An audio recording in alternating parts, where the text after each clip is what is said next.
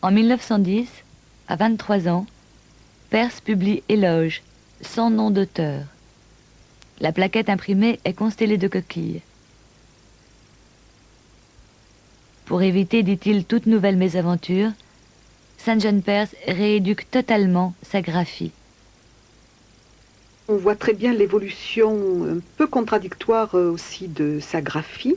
On le voit à travers les correspondances et on le voit à travers un dossier qu'il avait constitué lui-même, une chemise verte sur laquelle on voit de son écriture, échantillon de l'écriture de Saint John Peirce.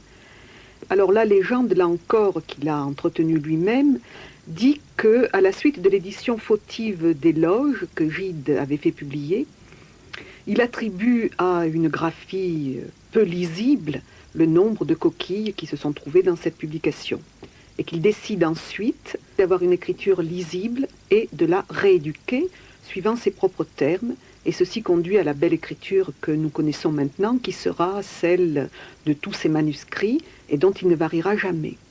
Alors la rééducation de cette écriture, je pense qu'on peut dire qu'elle est beaucoup moins due à des raisons de lisibilité qu'à des raisons, là encore, de rituel de la poésie. On entre en poésie presque comme on entre en religion, et on se défait de tout ce qui est trop personnel, et adopter une écriture digne de la poésie fait partie de ce rituel.